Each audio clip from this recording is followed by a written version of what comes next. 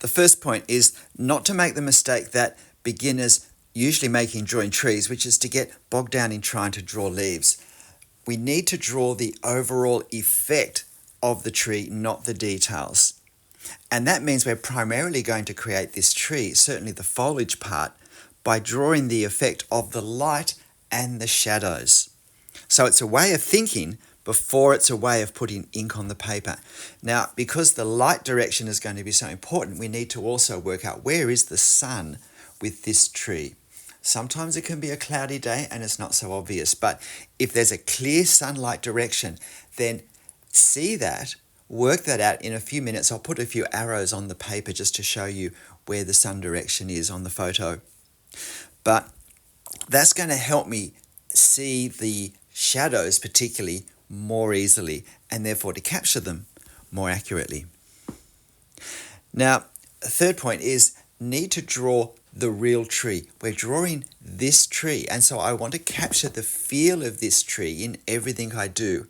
That includes the silhouette edge, which relates back to the types of leaves, how large they are, how far we're looking at them from, how they attach to the tree, whether they stand up a bit or whether they hang downwards, how large the clumps are, and so forth. So I do need, especially at the silhouette, to observe how they are. And I don't want to try and make marks that suggest an individual leaf unless that's an appropriate size mark for the size of the leaf. The best way to not draw a tree that just looks like it could be any tree anywhere in the world at any time is to try and draw the particular tree in front of us as best we can. Though, of course, we don't need to get quite so bogged down in exactness with this.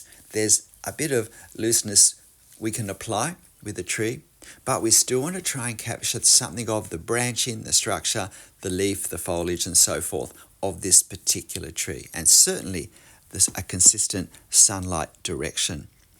So I always start with the foliage, not with the trunk, not with the branches. It's much easier to control the scale of the tree if we draw the foliage first. If we draw the trunk first, it's easy to get the trunk too large, too thick, and then it doesn't look right with the foliage.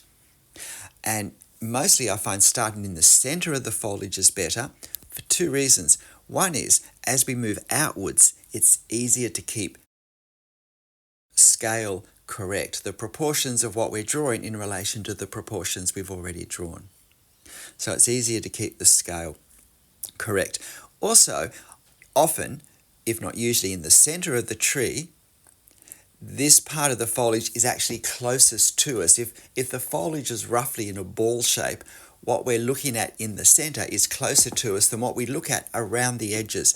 And therefore, I want to draw that with a bit of a heavier line with heavier darkness because that creates the effect that it's closer. And so I can do my earlier marks, therefore, if I start in the center of the foliage, a bit heavier. If I want my tree to look real, a sense of 3 dimensions is important. And then as I move outwards, I can now start to make my marks lighter, a little more suggestive, less detailed, less exact. And even my dark values, lighter dark values than the ones I've done in the center where the shadows are going to be deeper and therefore darker. Now, at the moment, if you look what I'm doing, you can see that I'm not drawing leaves, I'm actually drawing the darknesses. And I'm trying to, as I said earlier, in general terms, capture the darknesses that are in the photo. Basically trying to do a series of rolling lines of darkness that are hatched. And it becomes much easier to draw when I'm not thinking about leaves and I'm just thinking this is a textured surface that moves in and out into a fairly complex 3-dimensional form, roughly ball-shaped, but a lot of ins and outs all over the place and parts protruding out. So it's a 3-dimensional form I'm drawing, not a cut-out 2-dimensional shape. And so I need to use marks and put them on top of each other to give a sense of 3 dimensions. And this drawing took me 10 minutes, basically in real time to draw, maybe 10 and a half or something like that. So I am moving pretty briskly because I want this to be a demonstration of how trees don't have to be this laborious, painful subject that takes forever to draw. That only happens if we try and draw all the detail rather than trying to capture the effect of the detail. And the irony is, the less detail we try and draw, usually the more realistic our tree looks. So having established where the base of the canopy, the foliage is going to be, I now start to put in the branches, the major trunk branches. Now, we don't see smaller branches in this tree. Sometimes we do. We often have trees in Australia, our gum trees, where we have bunches of foliage that we see through between completely that have branches connecting them to each other. Branches getting thinner as the foliage moves further away from the ground. But in this tree, it's a pretty dense blob of leaves on top. So we just have a few branches where the trunk does its initial separating into various parts, which makes it nice and straightforward. So all the time I'm doing this, I'm actually looking at my reference for at least as much time as I'm hatching, as I'm drawing. Now with the hatching, make sure that in between every downward line, you lift the pen off the paper. We don't want to start going back and forth, upwards and downwards. The direction of our stroke affects how it looks. And we want to get a nice up to down with the pressure shifting slightly, either as we go down or shifting the other way. But either way, we create a different feel, a different effect. When we start to scribble as well, we actually lose control. And by scribble, I just mean back and forth, back and forth, back and forth very quickly. So it may look like I'm doing that, but I'm not. My lines separate between each line. So it's a really good habit to break if you would naturally do these with a back and forth scribble type mark. Intent and control of every mark is really important when we draw, even the ones that look loose and brisk and casual. The person who's drawn them has had probably hundreds of hours of drawing experience to be able to make them look loose and fast and casual, but to still have control over them. So I'm looking at the lights and darks on my reference. I'm not agonizing over exactness, but I want to try and capture that feeling in what I draw.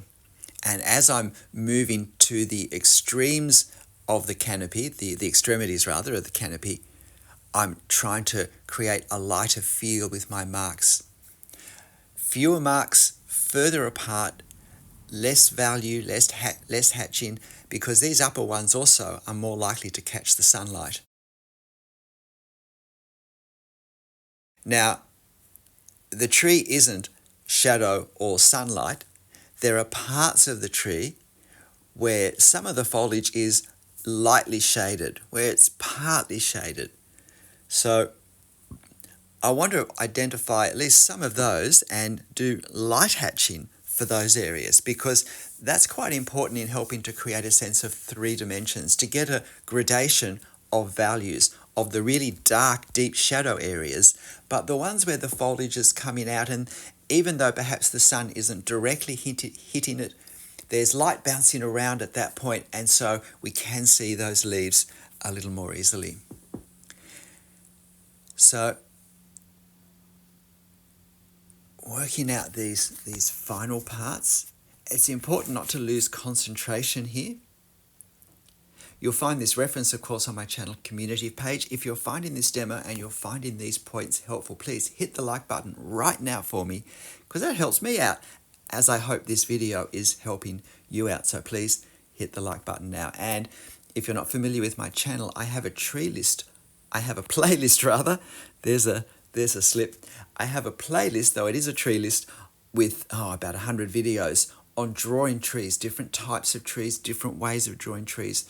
Some of the demos fast and brisk, such as this. Some of them applying this technique to larger, more complex trees where we want to have a drawing that's more finished with more control. And so I apply this to that.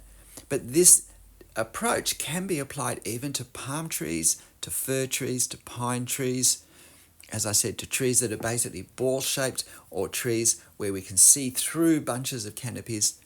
It's actually a very versatile way of drawing trees. Now, you can basically see the tree at this point, and I think that's a great realistic capture in 10 minutes for a reasonably sized drawing, and drawing with an ink line. We can't use the pen as we might use graphite and do some nice blurring. We have to have high contrast lines of ink or marks of ink on paper. This technique lets us use ink but almost get a pencil-like effect, but with the wonderful black and white high contrast. Now, there's a large shrubby thing at the base of this tree, so we don't see where it goes into the ground. If we did, I would have just done a little dot or a line so that I could see exactly where the tree was going to finish before I drew it. And always put the shadow on the ground. That also helps create a sense of 3 dimensions. And you can see I've applied the same hatching idea to this shrub, but in a lighter, looser way. And now I'm just looking back over my tree and going darker in a few areas. We don't want to do the very darkest areas till the end because we don't have a real sense of the balance of lights and darks till the end, till we've basically covered all of our hatching area in some sort of hatching, a more moderate or more mid-value hatching. But now I can see where I want to go into the really darkest shapes because, as I mentioned before, it's that variation from very dark to white paper, but a number of gradations in between that helps create the sense of roundedness of 3 dimensions, which obviously is important in a tree. Really hope you give this a go. Please hit that like button if you haven't. What do you think? And notice I changed the hatching direction for the shadow and for the tree trunks. That helps give immediate clarity to understand what's what. G'day, I'm Stephen Travers. I really hope you have a go drawing this. You'll find the reference on my channel community page. Why not set yourself 10 or 15 minutes and do a brisk drawing of a tree and really capture a sense of reality. But whatever you draw, however you do it, make sure you have fun. I'll see you next time. Bye.